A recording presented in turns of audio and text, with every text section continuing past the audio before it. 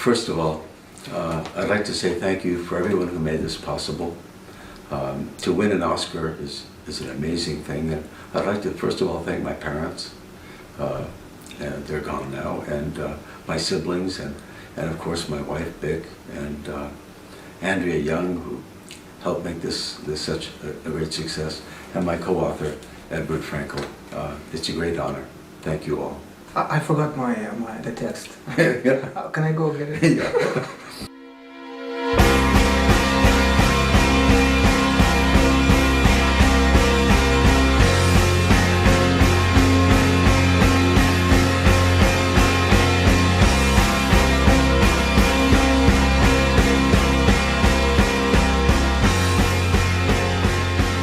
We're here, in fact, to discuss the screenplay that you and I co-authored that's about to come out as a book called The Two-Body Problem.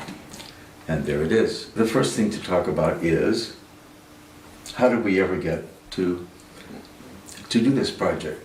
And I'm going to tell a quick story about how it happened. Let's flip a coin. Who's going to go first? Heads, I win. This is how we collaborate. That's exactly how we Yeah, collaborated. this is a very tough collaboration. Okay, so once upon a time, there was a writer and also a mathematician. They lived in Berkeley, California. They both taught at the University of California, Berkeley. The mathematician said to the writer that he wanted to write a screenplay. He wanted to make a movie. I said, sure. And I said, here's the possible story. It'll be about a mathematician and a writer. Well, Edward, the mathematician, my co-author, thought that this was not far-fetched, since we had talked a great deal. Well, I thought we should set it on the Mediterranean, on the Riviera, in a cafe. And the reason I wanted to do that was because after my novel, The Beholder, came out in 2002, because that novel had obsessed me, and the female nude, and because earlier books of mine had been obsessed with warm ocean, I thought, why don't I, Tom Farber, go to the Riviera, to a nude beach, and spend the summer writing about the nude and the ocean? Well, I never did that project. And so, for me, the idea of writing a screenplay in which one of the characters, the writer, has such a goal and is there on a fellowship to do this project, I thought that would be amusing. So, that's the motivation for the writer in this story being at the Riviera. The mathematician, well, we have him coming from a conference.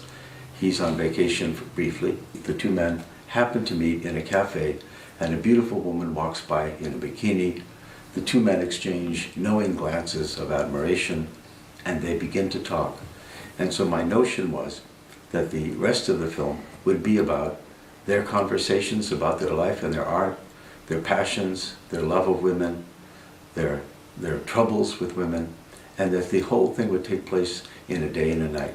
That's my understanding of how it began, but my collaborator may have a very different take on this. What do you think, Edward? I think that your recollection, my recollection are like day and night. Or night and day. Yeah. Or night and day. Yeah. Very similar, in other words. Oh, okay. Well, Tom and I have known each other for a long time. In fact, So I come from Russia too? not that long. Oh, I see. But it sort of started when I read Tom's novel, The Beholder. How long has it been? Oh my gosh. 2002. That's right. So about 5 years. I'm a mathematician. That's not the correct That's answer.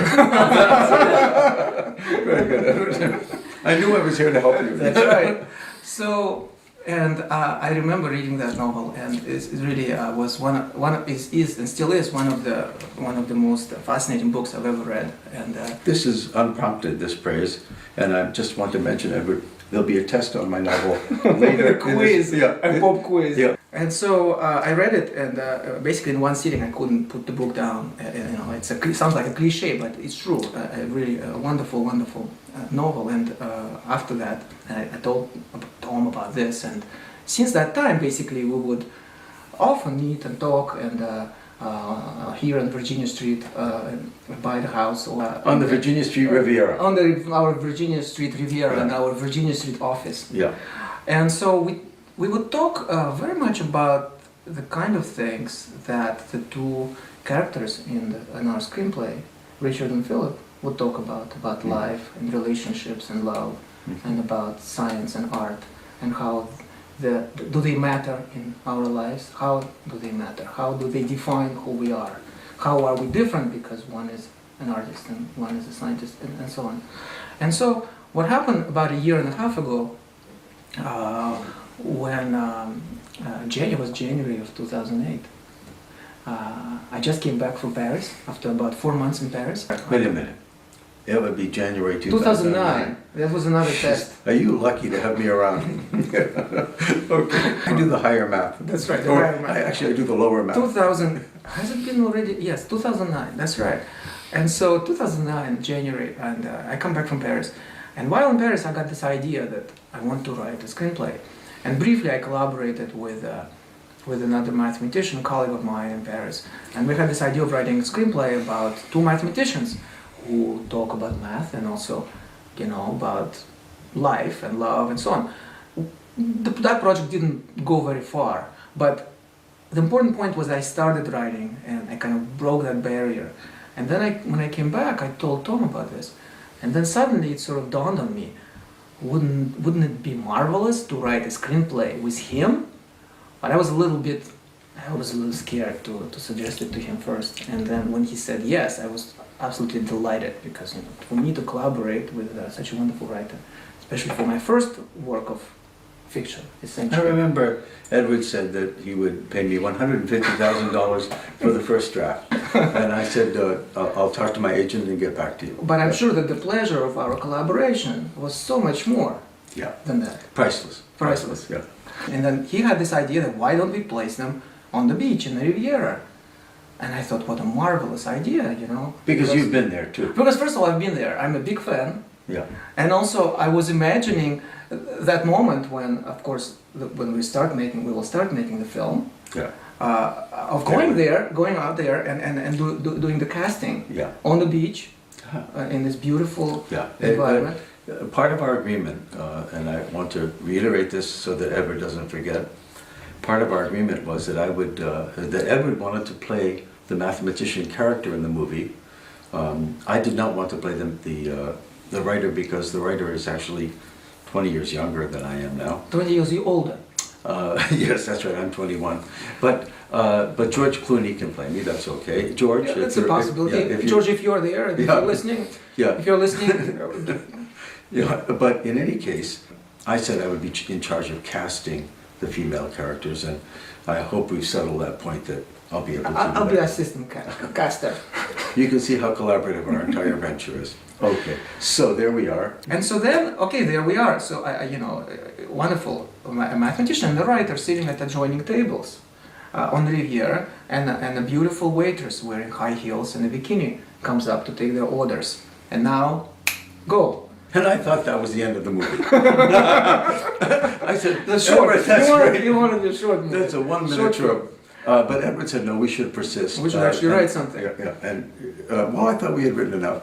But Edward wanted a feature film, which I was very much against. But here we are. So the film opens with the mathematician and the writer having watched some beautiful women walk by in bikinis, and the waitress comes up and she hears them talking about mathematics. Yeah. And she goes, "Are you guys mathematicians?" Yeah.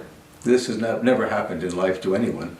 But here a beautiful woman asks, "Are you guys mathematicians?" And that sets up the scene, the first scene of the movie, where Philip, the mathematician, talks about mathematics and how he thinks that people perceive mathematics